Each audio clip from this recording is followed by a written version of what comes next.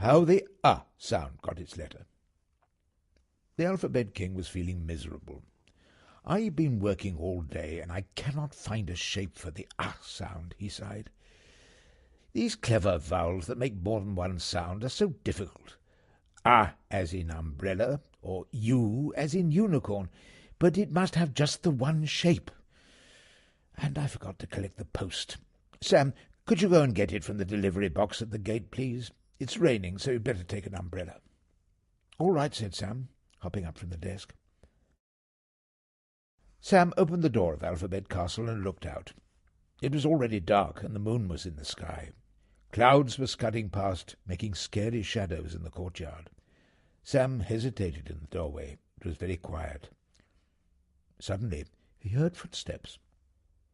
"Who's there?" he asked in a wobbly voice, trembling as he waited for an answer.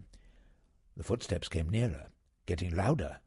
Eventually Sam saw a strange creature emerging from the shadows. Was this a monster, or a nasty criminal who would take Sam prisoner? All of a sudden, Blunt jumped out of the darkness, stamping his feet. He was supposed to be patrolling the castle, but decided to scare Sam on purpose. Feeling annoyed that Blunt had scared him, and a little braver, Sam set out for the delivery box. He was halfway there when he heard another creepy sound. This strange sound seemed to come from a tree. "Oh-ho!" was the sound. "Oh-ho!" Sam held up the umbrella like a sword and started to run. He reached the delivery box, opened it, grabbed the letters, and raced back to the castle. He didn't see that Blunt had been scared by the noise too, and had run away to hide. "That was quick," commented the Alphabet King. "First I was scared by Blunt. Then I heard a horrible sound," shivered Sam. "I think it might have been a ghost." "There's no such thing as ghosts," said the Alphabet King. "There's bound to be a sensible explanation. Tell me what the noise sounded like." "It said, 'Oh-ho!'" replied Sam. "Come on, Sam," said the King gently. "Let's go and have a look."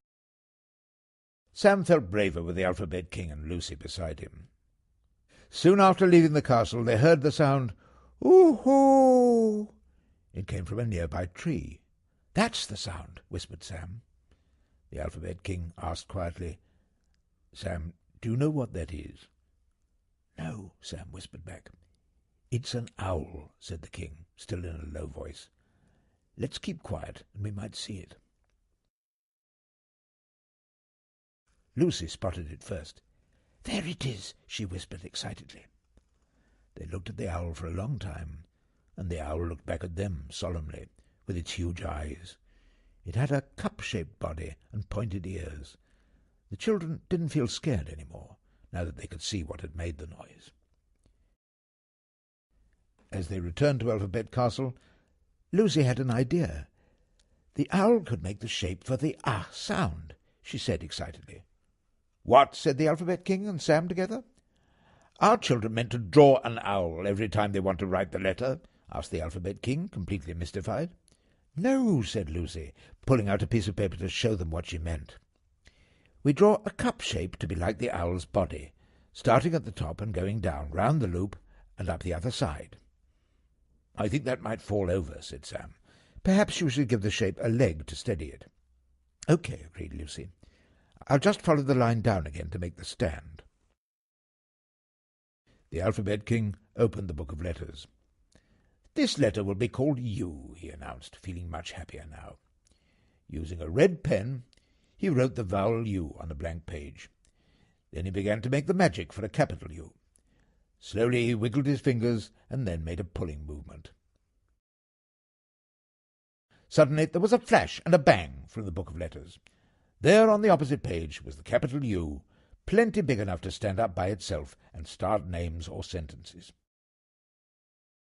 Lucy looked at the shape they'd made. "When we write the letter, it can hold hands with its friend like this." She drew in the air with her magic finger. "Lead in up to the top, down, round, and up the cup like the owl's body, down the leg for it to stand on, and then lead out, ready to join to the next letter." The royal painter made his picture of the new letters ready to hang in the gallery. Following the Alphabet King's command, he painted the castle with a red carpet in the living room and both U letters sitting on it. The capital U was tall enough to reach the roof, but the little U didn't reach the first floor. "That is a lovely picture," said the Alphabet King. "Now it's time we had something to eat." They got a surprise, though, because they found Blunt hiding from that scary owl under the table. What a silly thing to do!